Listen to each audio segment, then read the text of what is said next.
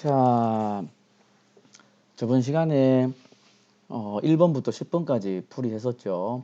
오늘 11번부터 20번까지 풀이하도록 하겠습니다. 자, 저번 시간에 했던 것 기억나나요? 내가 하는 풀이는 그냥 답이 뭐다, 이거는 명칭은 뭐다, 이런 지식에 대한 것은 아닙니다. 그거는 학생들한테 맡기고요. 문제를 어떻게 바라볼 것인가, 이러이러한 형태의 문제는 어떻게 해결하는 것인가, 이거에 대해서 풀이를 할 겁니다. 이번 시간에도 잘 듣고 앞으로 준비를 잘 할 수 있도록 그렇게 합시다. 다시 한번 얘기하자면은 이번 3월 모의고사 문제는 많이 쉬웠겠죠. 왜 쉬웠는지 저번 시간 좀 들어보니까 이해되나요? 11번부터도 마찬가지입니다. 지식형 문제가 너무 많죠.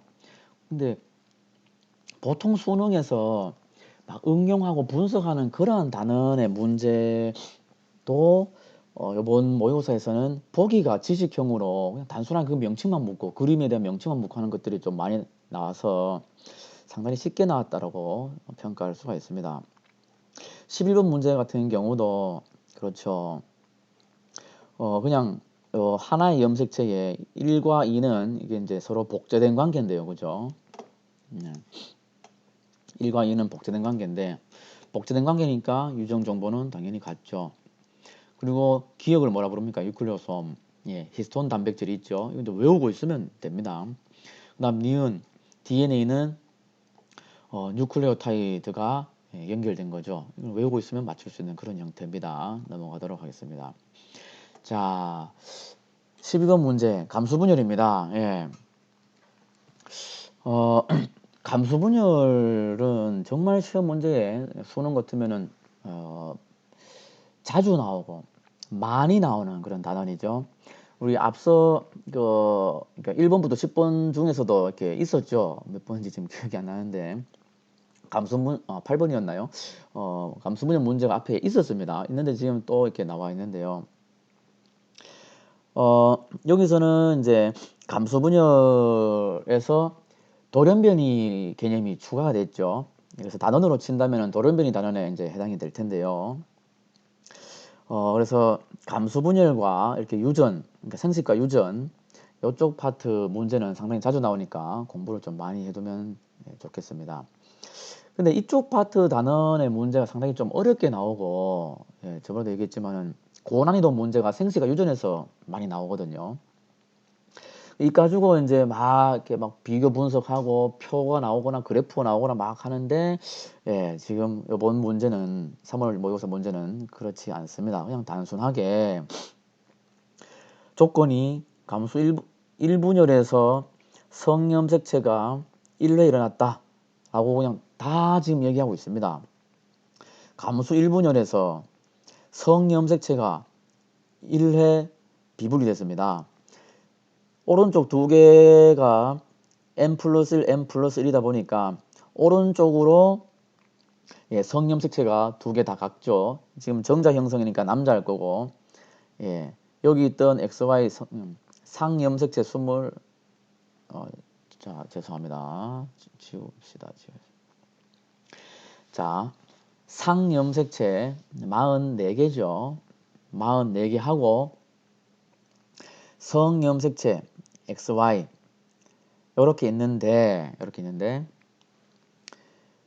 22개, 22개, 22개 이렇게 감수분열에서 제1 감수분열에서 반 나눠지고, 성염색체도 뭐 X, Y로 반씩 나눠져야 되는데 성염색체가 비분리되었고 오른쪽으로 하나가 더 들어갔습니다. 그럼 여기에 X, Y 있고 여기에는 아무것도 없다는 얘기죠. 그럼 기억에 XY 없겠죠. 여기에 니은 쪽에 XY가 있을 테니까 기억에는 X염체가 없죠. 없고 상염색체는 22개 있겠죠. 그 다음에 XY하고 정상 난자에는 X가 들어있을 거고 니은에는 XY가 들어있으니까 이 둘이 합쳐지면은 XXY, 이걸 뭐라 부릅니까? 클라인펠터라고 부르죠. 클라인펠트 증후군이라고 부릅니다. 네, 터너 증후군이 아니죠. 네. 그러니까 돌연변이 문제가 이렇게 쉽게는 안 나옵니다. 실제 수능에서는.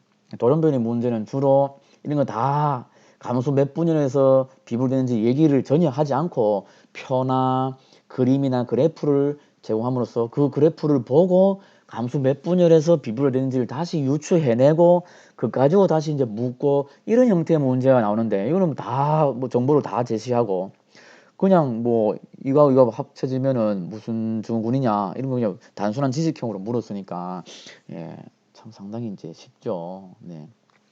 일단 넘어가도록 하겠습니다. 자, 13번 문제. 세포 주기에 대한 문제인데요. 예, 세포 분열도 나오고요. 자, 세포 주기 문제 나올 때에는 화살표를 잘 봐야 되죠. 화살표가 왼쪽으로 돌아가면 반대가 되겠죠. 지금 화살표가 오른쪽으로 돌아가고 있습니다. 그래서 M기 다음에 G1기, S기, G2기가 해당될 거고. 자, 나 그림 봅시다. 나 그림. 앞으로 여러분들이 이제 수능 1등급을 받고 싶다. 수능을 잘 치고 싶다. 하면은 뭐든지 익숙해져야 됩니다. 선생님이 얼마 전에 어떤 이제 책을 읽었는데 그 책에 어떤 수학자 얘기가 나오더라고요. 아주 세계적으로 유명한 수학자가 이런 말을 했다고 합니다. 수학이라는 것은 이렇게 이해해서 푸는 게 아니라 이해하는 것이 아니라 익숙해지는 것이다라고 그런 얘기를 했다고 합니다. 노벨상을 탄 수학자라고 하는데요. 그 정도 되는 수학자니까 뭐 무슨 동네에서 뭐 그냥 수학 좀 하는 사람이 아니라 정말 수학을 정말 잘하시는 세계적인 어떤 석학분인데 그 교수님이 하신 말씀이 익숙해지는 거라 했습니다. 그 얘기를 듣고 제가 가만히 생각해 보니까 모든 것이 다 익숙해지는 거라고 생각합니다. 수학뿐만 아니라 국어, 영어, 뭐 생물, 물리 다 그뿐만 아니라 모든 거 축구, 뭐 배구, 농구 다 우리가 뭔가 축구를 이렇게 차야지 막 뭐 발을 모양을 그죠? 자로 재가지고 만드는 거 아니지 않습니까? 그죠? 계속 차다 보면은 자기 몸에 익숙해지고 익어지고 그러면은 잘 차게 되는 거죠. 배드민턴을 쳐도 그죠? 처음에는 헛스윙을 하더라도 잘 틱 맞더라도 자꾸 차다 보면은 익숙해지면은 정확한 임팩트로서 이렇게 칠 수 있는 겁니다. 그죠? 모든 게 마찬가지라고 생각합니다. 예. 그래서 앞으로 수업할 때에 익숙해지자, 자꾸 익숙해지자 이런 얘기를 많이 할 겁니다. 저는 뭘 외우는 것도 마찬가지입니다. 학생들은 단어 외울 때도 그렇고 생물의 어떤 용어나 이런 거 외울 때에도 한 용어 붙잡고 막 계속 외우려고 하는데 그건 좋은 방법이 아닙니다. 물론 이제 잘 알고 있겠지만 뭐 수십 년 전에 교육학에서 수많은 연구를 통해서 밝혀냈죠. 어떤 한 단어를 10분 동안 계속 외우는 것보다 그죠? 그래서 뭐 이제 10단어를 이제 100번 외우는 것보다 그 이제 10단어를 10분씩 해서 10번 외우는 게 그러니까 뭐 한 단어에 1분씩 하든지 해가지고 그러니까 자주 하는 게 더 기억력에 오래 남는다고 교육학에서는 이미 다 밝혀진 그런 이제 연구 사례입니다. 그래서 생명과학에 있는 용어 이런 거 외울 때에도 뭔가 그거 하나 붙잡고 계속 외우지 맙시다. 외워야 할 게 많죠. 뇌나 이쪽에 호르몬 이쪽에 외워야 할 거 많은데 문제 자꾸 풀다 보면 저절로 외워집니다. 갑상선 자국 호르몬 문제를 풀다 보면 사실 한 3번, 4번만 풀어보면은 갑상선 자국 호르몬이 어디서 어디로 가는지 저절로 다 외워집니다. 막 갑상선 자국 호르몬이 TSH인지 XH인지 정확하게 안 외워도 풀다 보면은 저절로 외워집니다. 처음에는 그냥 T 뭐구나, T 거식이구나, 뭐 이렇게 하고 넘어갑니다. 그렇게 하다가 문제를 자꾸 통해 풀고 자꾸 이렇게 한 번 보고 두 번 보면은 저절로 정확하게 외워지게 된다라는 거. 그것도 명심하고요. 자, 다시 문제를 돌아봅시다. 자, 무슨 얘기를 하고 싶으냐면은 생물 같은 경우에는 그림이 상당히 많이 나옵니다. 뭐 물리나 이런 거는 이제 뭐 그래프 이런 것이 많겠지만 지구과학이나 생명과학 같은 경우에는 그림이 시험 문제 상당히 많이 나옵니다. 따라서 그림을 익숙하게 해야 됩니다. 이 나 그림을 보면은 곧바로 여러분들 머릿속에 이 나가 무슨 상태다라는 것을 곧바로 캐치할 수 있어야 됩니다. 몇 초 만에? 예, 0.1초 만에. 0.1초도 깁니다. 0.001초 만에 나 그림을 보자마자 이거는 체세포 분열이구나.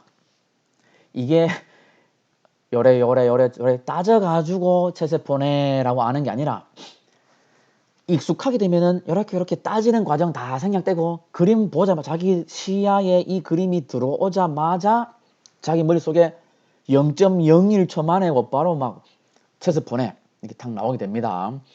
그렇게 할 수 있습니다. 그렇게 하면 1등급 되는 겁니다. 아시겠죠? 되겠죠? 예.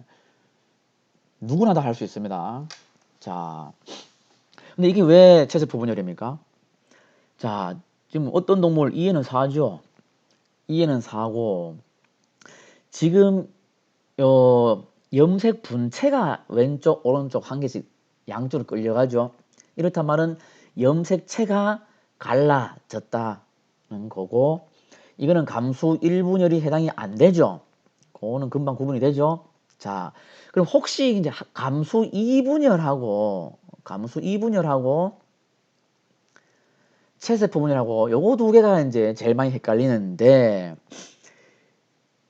요 그림하고 요 밑에 그림하고 요 두 개가 상동 염색체, 똑같이 생긴 염색체니까 요거는 체세포 분열인 거죠. 만약에 감수 2분열이라면은 어떤 글이 나올까요? 감수 2분열은 n에서 n으로 똑같이 생긴 염색체가 없고 그 염색체가 한 개씩에서 한 개씩으로 그러니까 이거 없고 이것도 없고 그냥 염색체 요거 하나가 갈라지면 감수 2분열. 근데 지금 다 있으니까 체세포 분열이죠. 좀 지저분하니까 좀 지울게요. 네, 자, 이해됐나요?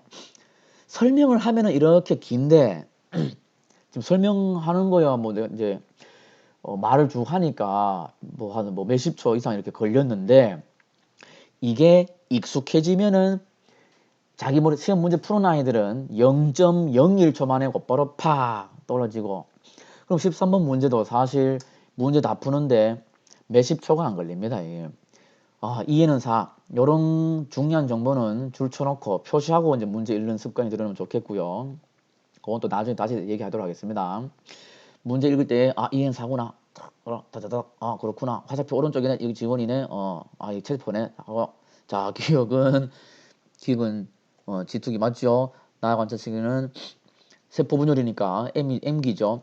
염색자 여기서 여기도 중요한 게 유전자형은 RSR이다. 아주 좋은 아주 중요한 정보죠. 이런 거 이제 표시해 놓고 RSR 상동 염색체에 하나는 라지 R, 하나는 스몰 R. 그러니까 여기가 라지 R이면 야하고 관계는 복제 관계니까 여기 라지 R이고 그럼 야가 스몰 R이죠. 예. 뭐 말로 설명하니까 이렇게 긴데 이해는 4 보고 탁탁 그리고 탁탁 다 몇 번이구나 되는 거죠. 예. 여러분들도 다 이런 형태의 문제 다 30초 안에 30초가 뭡니까? 20초 안에 끝낼 수 있습니다. 자, 14번 넘어갑시다. 14번 문제 핫한 문제죠. 최근 한 5년 전부터 흥분 전도에 속도하고 거리 시간이 나오는 문제가 나오기 시작합니다. 아주 재밌죠. 자, 요 문제도 어렵지 않습니다. 푸는 요령만 잘 알면은 뭐 금방 게임 끝납니다. 일단은 막전의 그래프를 잘 봅시다. 자극을 주고 3초가 1초, 2초, 3초, 3초가 지날 때에 마이너스 80 막전이 나타냅니다. 무슨 말입니까? 자, 여기 자극을 탁 줬습니다. 자극을 준 이 지점에서 막전이가 이렇게 변하는데 3초가 지나면은 여기가 뭐가 된다고요? 마이너스 80 전위를 나타낸다고요. 마이너스 80 전위 값을 나타낸다고요. 그리고 다시 이제 돌아옵니다. 그러면 자 P2에 자극을 주고 3초가 흘렀습니다. P2에 자극 팍 줬어요. 3초 흘렀어요. 여기는 여기 3초 후에 P2 지점에 전위가 마이너스 80 값이 되겠죠. 자, 그 다음에 위에 지금 속도가 제시되어 있습니다. 속도가 2cm/ms인데요. 2cm씩 갑니다. 1ms당 2cm씩 갑니다. 그럼 3초 후에는 그러니까 사실 이제 그냥 편하게 3초라 했는데 정확하게 치면은 3ms, 3m초 후에는 몇 cm 갑니까? 6cm 가죠. 아, 자극을 여기 다 주고 3ms, 3초 후에는 6cm 여기에 지금 자극이 이제 자극의 시작이 여기에 왔을 겁니다. 그러니까 자극 시작 여기 이 지점이니까 마이너스 70이 해당되죠. 맞죠? 자, 그럼 문제 풀면 됩니다. P1에서는 자 P1은 지금 얼마만큼 갔습니까? 3cm 간 겁니다. 자극 주고 3cm 갔습니다. 3cm는 몇 초 동안 이제 이동한 거야 되겠습니까? 뭐 쉽게 얘기해서 그냥 1초에 2cm 가니까 3cm는 1.5초 지났을 때 자극이 온 거고, 그죠? 자극이 왔고,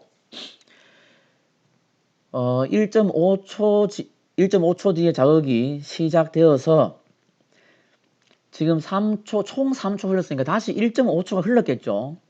다시 1.5초가 흘렀겠죠. 1.5초 흘렀으니까 지금 3cm 지난 여기 P1 부분은 지금 한창 탈분극하고 있는 요 시기가 되겠습니다.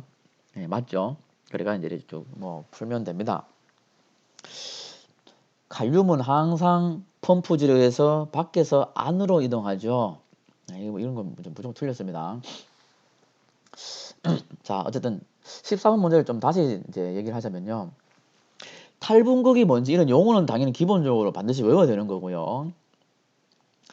뭐 탈분극뿐만 아니라 이제 펌프, 휴지전이, 활동전 이런 거는 여러분들이 당연히 이제 기본적으로 지식을 쌓아야 되는 거고, 그 지식 가지고 문제를 풀 때에 그냥 지식만 가지고 문제를 풀면은 이게 뭐 몇 분 걸립니다. 이거 14번 문제 푸는 데에 다 자기의 지식을 하나하나 적용해 가지고 푸는데, 이거도 마찬가지, 14번 문제도 마찬가지. 요런 속도와 거리와 시간 나오는 문제는 어떻게 바라봐야 된다라는 것을 수능날 수능 칠 때에 하는 게 아니라 그 치기 전에 미리 외워가지고 가면 어떻게 바라보는지, 그래프를 어떻게 해석하는지 미리 외워가면은 수능 치는 당일에는, 시험 치는 당일에는 그냥 문제 보고 2cm, 속도 2cm네, 지금 3초 흘렀네, 여기가 여기고, 이렇게 곧바로 다다닥 됩니다. 이건 3cm니까 1.5초니까 1.5초 남았으니까 1.5초 뒤에 여기네, 뭐 이런 식으로 곧바로 이제 될 겁니다. 자세한 거 보는 눈을 이제 기르는 그런 방법은 생명과학 원 수능 문제 풀이 수업을 할 때에 자세하게 설명을 하도록 하겠습니다. 그런 건 내가 설명한 것을 외우면은 요거도 뭐 몇 초 만에 그냥 탁탁탁 그래 다 하네 넘어가고 이제 그렇게 된다고 하는 거. 자, 일단 넘어가고 자, 디귿을 다시 잠깐만 보면은 이름 보기는 뭐 너무나 쉽습니다. 왜냐면은 펌프질을 이건 어찌 보면 지식형 문제인데요. 이건 이해 문제가 아니라 지식형 문제를 할 수 있는 게, 나트륨 칼륨 펌프를 통해서 칼륨은 무조건 밖에서 안으로 들어옵니다. 이걸 외우고 있으면 이거는 뭐 P3든 P1이든 P2든 이거 뭐 보지 않고 그냥 이 밖만 보면 되면 틀렸습니다. 이게 이런 식으로 풀면은 훨씬 더 빠르다라는 거. 이런 방식으로 푸는 문제들이 몇 개 있습니다. 이런 것도, 그런 것도 나중에 생명과학 원 이제 수능 문제풀이 수업을 할 때에 다 설명을 하겠습니다. 그때 수업 잘 듣고 하면은 좀 더 빨리 풀 수 있다는 거. 자, 15번 드디어 유전 문제 나왔습니다. 선생님 개인적으로는 유전 문제가 좀 더 재밌고 내가 재밌다는 것은 좀 어렵고 예, 그렇게 나왔으면 좋겠는데 너무나 단순하게 15번 문제는 어떤 느낌이 드냐면은 한 10년 전의 유전 문제, 내가 10년 전에 가르친 유전 문제를 풀고 있다는 느낌, 이런 느낌 들었습니다. 너무나 단순하게 지금 문제가 나와 있는데요. 자, 일단 문제를 먼저 파악해야 되죠. 무슨 단원에 어떤 내용인지. 이건 유전에 대한 내용이고요. 유전 단원 중에서도 정확하게 구체적으로 치면은 복대리 유전이 아니죠. 복대리 유전 문제가 아니었습니다.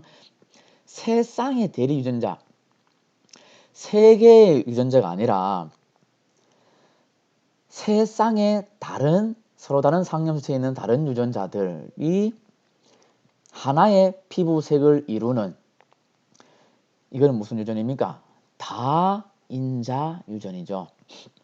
복대리 유전하고 다인자 유전 구분하는 것은 그것도 나중에 또 설명하도록 하겠습니다. 일단은 자, 다인자 유전 문제죠. 자, 여기 파악이 됐으면 다인자 유전은 개수에 따라 다르죠. 자, 그렇다는 건 다 알 거고요. 문제를 보면은 개체 유전자형은 뭐이다. 라라 뭐이다. 이 원하고 투하고 누가 이제 결혼해서 자손을 낳는데 어머나 이렇다라는, 별 따로 쓸까요? 자, 그러면 요 밑에다 씁시다. 스비 라디 하고 뭐 누구 하고 결혼을 했는데 이제 만나서 교배했는데 자식이 라에이스에이 라비스비 라디스디가 8분의 1이다. 자, 요것만 보고 이 투라는 부모를 유추할 수 있습니다. 아주 쉽죠. 자, 일단은 다인자 유전의 이 특징이 여기 다 설명되어 있습니다. 서로 다른 상염색체에 A하고 B하고 D가 딴 데 있답니다. 다른 상염색체에. 그러면 A하고 B하고 D하고 이들은 A는 A끼리, B는 B끼리, D는 D끼리 서로 상호작용해서 각각 독립적으로 작용해서 자식들을 이렇게 형성하니까, 독립 법칙이 형성되니까 이 A의 부모, 아버지와 어머니의 A의 유전자에 의해서 자식이 만들어질 어떤 확률, 무슨 확률 하고 B의 그 확률, D의 그 확률을 각각 독립적이니까 곱해주면은 최종 확률이 되는 거죠. 예. 이거 A, B, D가 다인자 유전에서는 지금 다 따로고 이들 각각 확률만 구해서 곱해주면은 최종 확률이 나온다라는 것을 미리 알고 있으면, 자, 그럼 어떻게 세 개를 곱해야 8분이 나옵니까? 물론 1 곱하기 2분의 1 곱하기 4분의 1 해도 8분의 1이 나오겠죠. 이제 그러려면은 4분의 1이 나와야 되거든요. 그런데 스웨이하고 뭐 하고 했길래 이게 4분의 1이 나올까요? 야하고 뭐 했는데 야가 4분의 1 나옵니까? 안 나오죠. 그럼 4분의 1이 안 나옵니다. 자, 잠깐 지우면, 그럼 이게 아니라 뭐라는 걸 알 수 있습니까?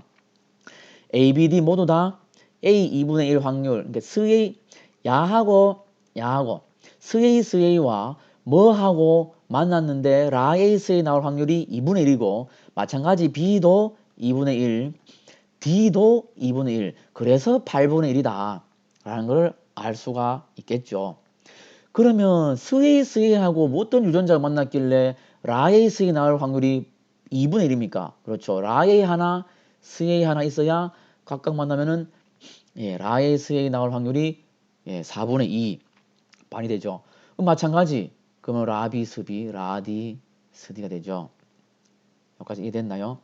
자, 그러면은 개체 2는 어떤 아이입니까? 유전자형이 라에이스에 라비스비, 라디스디인 아이가 됩니다. 요거 아는데 그렇게 오래 걸리지는 않지 싶습니다. 8분의 1이 뭔지 이해하는 학생이라면, 8분의 1이라는 숫자가 무엇을 뜻하는지 아는 학생이라면은 예, 요거 유전자형 아는 게 금방 될 거고요. 자, 뭐 다른 거는 일단 둘째 치고 다 알지 싶고, 마지막 확률 구하는 거. 유전 문제는 거의 보기 디귿에 확률을 많이 묻습니다. 자, 확률 다 지우고 확률 구하는 걸 다시 볼까요? 확률 구하는 거.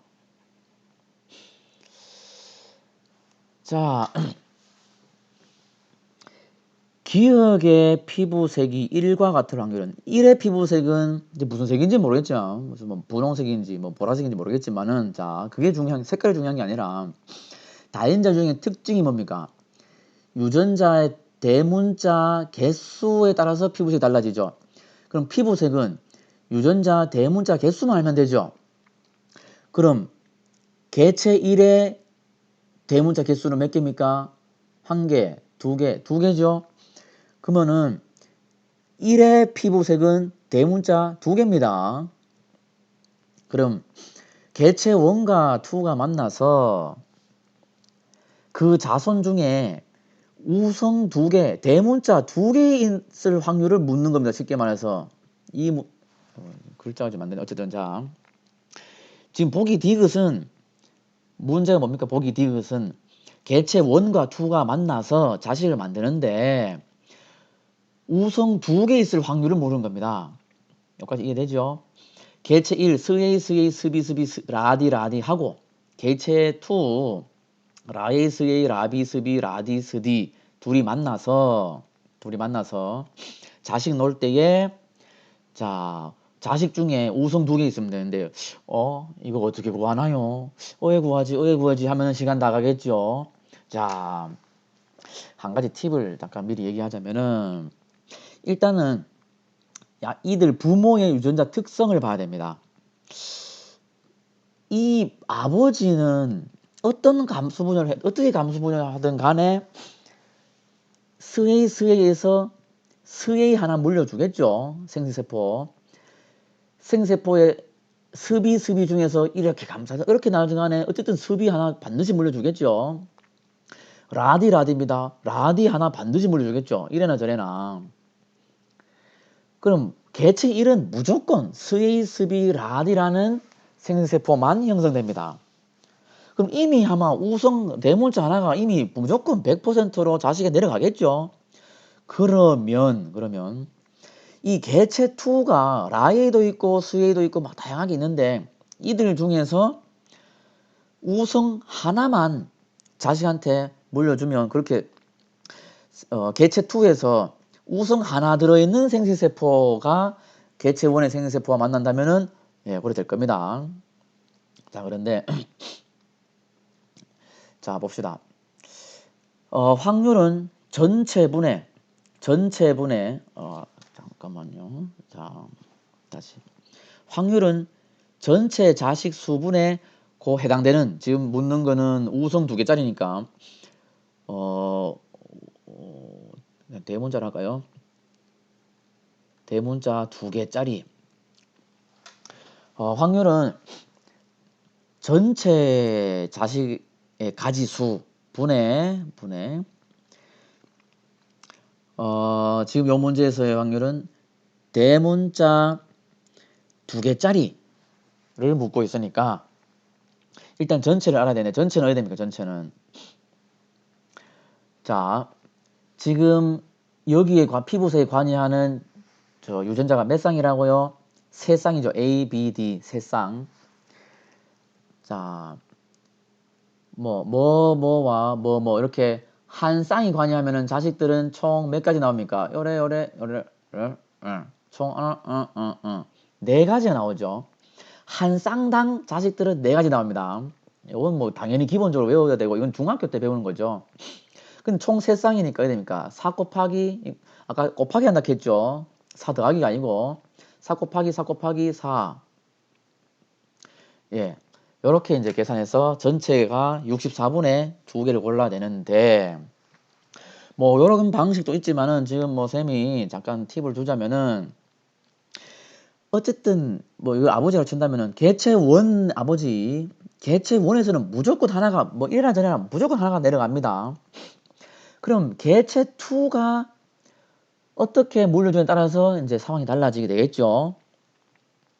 네. 그러면은 요 문제를 다시 요약하자면은 개체 2의 생식세포 전체 중에서 요 문제는 다시 어떻게 귀결되냐면은 개체 2의 생식세포 전체 중에서 대문자 한 개만 있으면은 무조건 그 자식은 여기 대문자 한 개가 더 더해져 가지고 다 대문자 2개인 자식이 만들어지죠.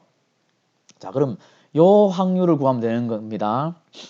요 확률을 구해도 되지만 이게 좀 이렇게 사실 좀 번거롭고 하니까 요걸 이제 구한다고 생각하면 되고, 요렇게 생각하는 이유는 뭐 이제 이렇게 오는 과정은 또 나중에 좀 더 구체적으로 또 설명을 하도록 하겠습니다.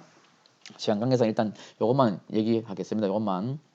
자, 어쨌든 요럴 때에 자, 이 2의 유전자형은 라A 아니면 스A 하나 있고, 라B 아니면 스B 하나 있고, 라D 아니면 스D 하나 있습니다. 이들이 서로 조합해서 라A와 라B, 라D 조합될 수도 있고, 스A, 스B, 스D 조합, 이런 여러 가지 조합이 있을 수 있죠. 확률과 통계에서 조합을 배웠나요? 수학 시간에 여러분들이 조합을 배웠는지 잘 모르겠는데 아마 2학년 때 배웠지 않을까 싶은데요. 이때는 조합을 잘 이용하면 됩니다. 조합 중에서 콤비네이션, C 혹시 기억납니까? C 기억납니까? 콤비네이션을 잘 활용하면은 쉽게 구할 수 있습니다. 이들이 어떻게 조합되든 간에 생식세포는 자, 밑에 다시 쓰겠어. 너무 지금 복잡해서 그런데 어떻게 조합되든 간에 생식세포는 둘 중 감수분 2개 중에서 감수분해서 하나만 물려주고 하나만 물려줍니다. 그래서 어떻게 조합되든 3개가 이제 조합이 될 거고요. 그 3개 중에서 이 3개가 조합되는데 3개 중에서 우성이 하나 들어있는 아이 있을 수 있고, 그죠? A는 라A만 오고 B는 스A, D도 스D만 와가지고 우성 1개짜리가 있을 수 있고요. 우성 뭐 2개짜리가 있을 수도 있고요. 그죠? 다 우성일 수도 있고요. 다 열성일 수도 있겠죠.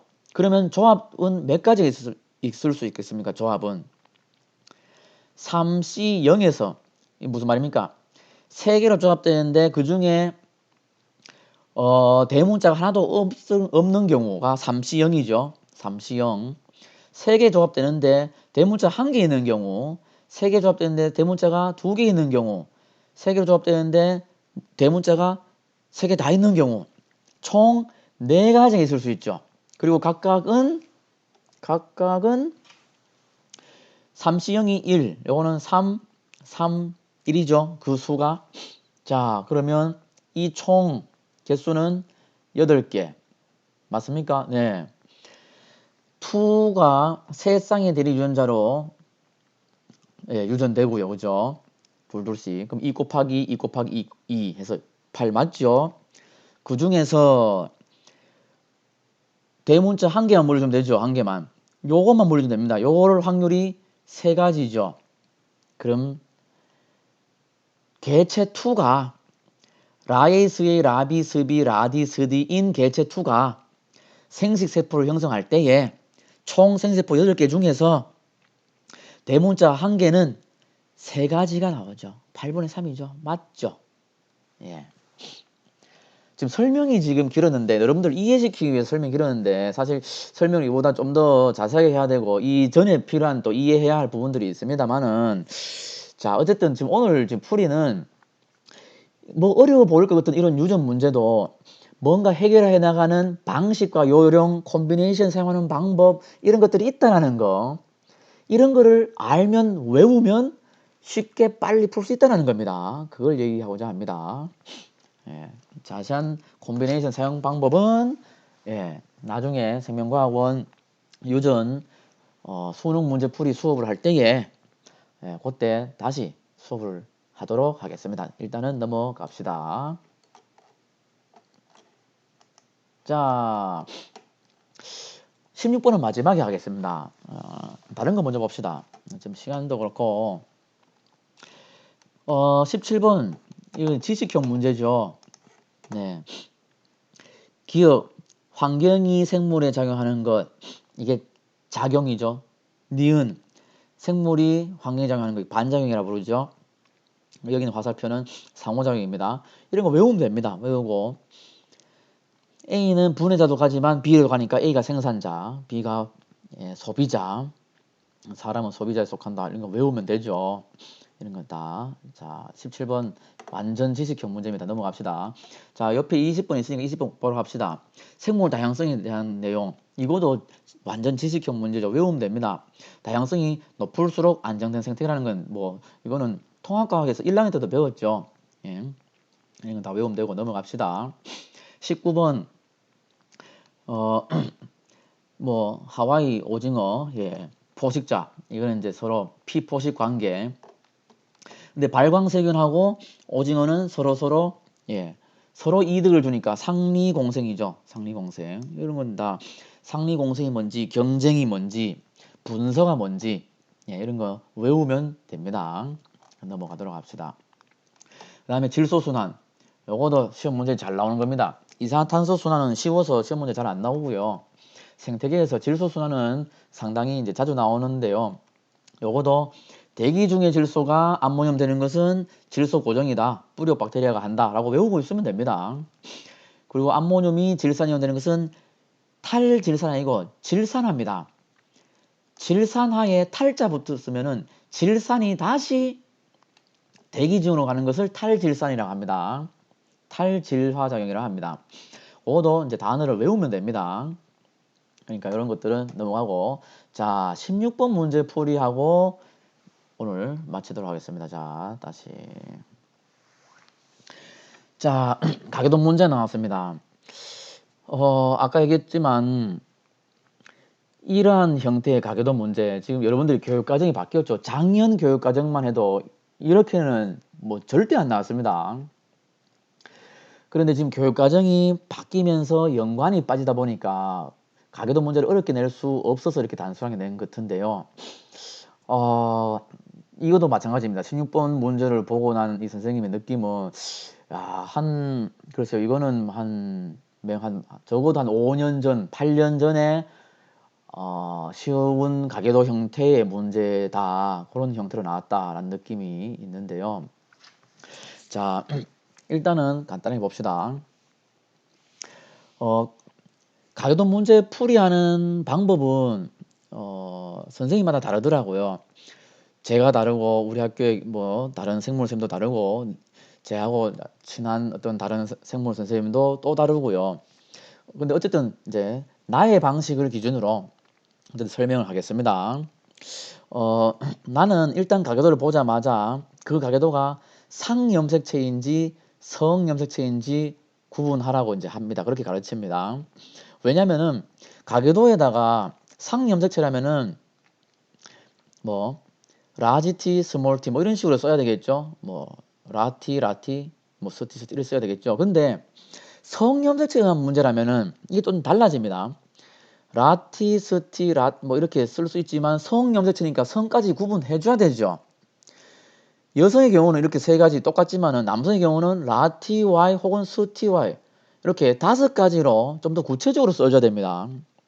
그러니까 이게 이제 상염색체인지 성염색체인지를 알아야 이 남자를 그냥 라티 할 것인지 라TY 할 것인지 이게 쓰는 방법이 결정되니까 일단 이거부터 알고 문제를 풀어야 된다고 저는 안 되잖아. 가르칩니다. 자, 다시 지우고요.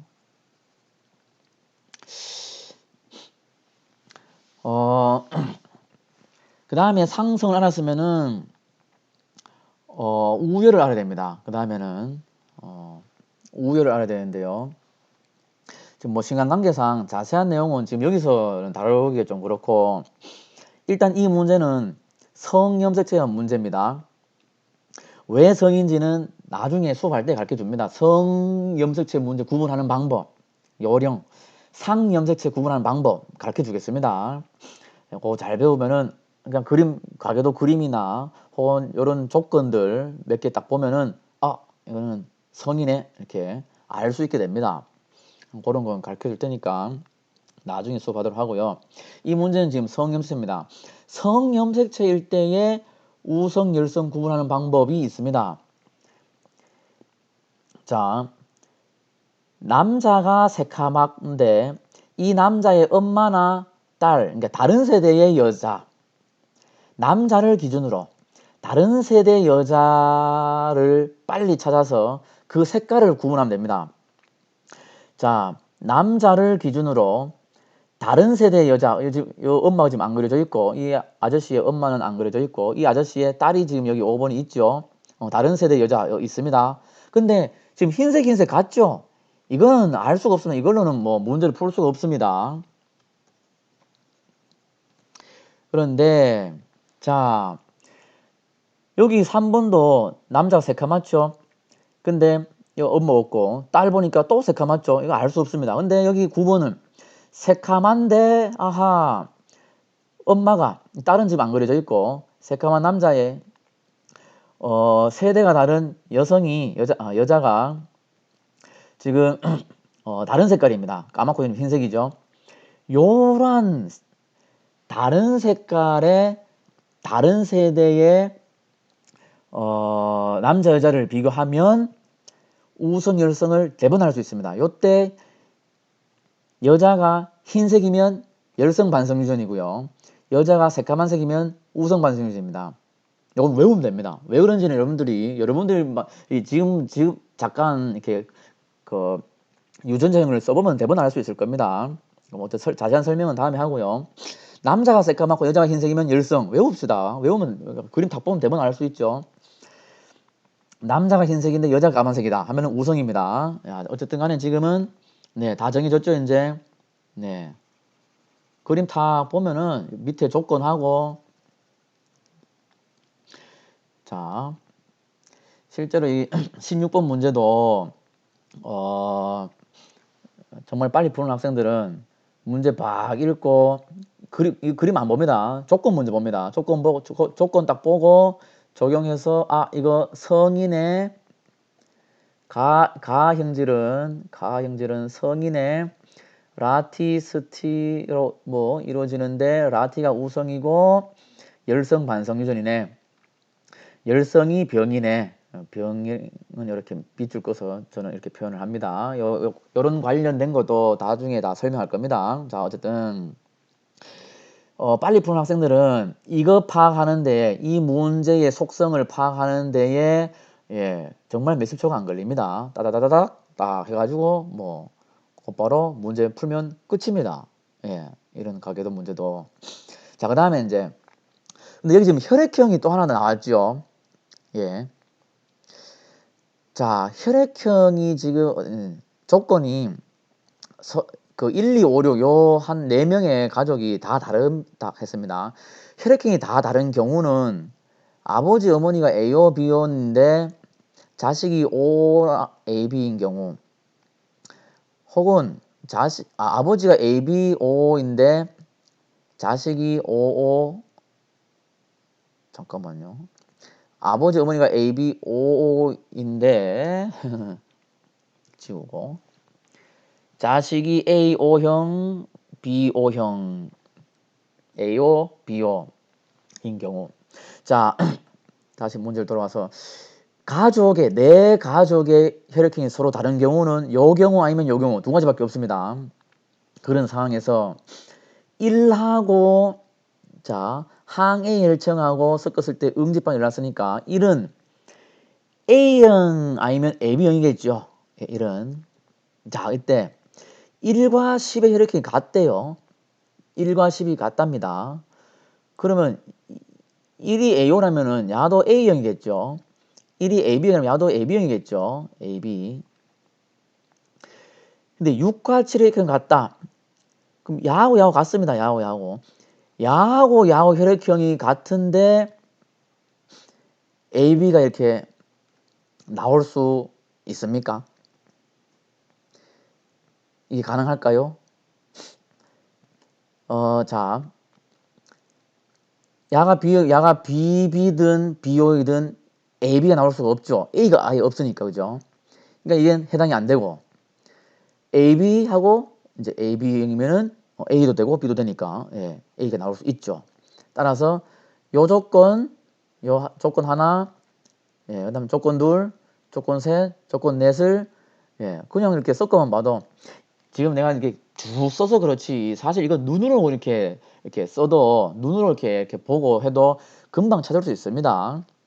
하면은 아, 예, 1번, 2번이 A형, B형이고 5번이 O형이고 A형이고 B형이고 이건 A인지 B형인지 정확히 몰라도 어쨌든 그렇고 6이 이제 AB형이구나 이렇게 알 수가 있죠.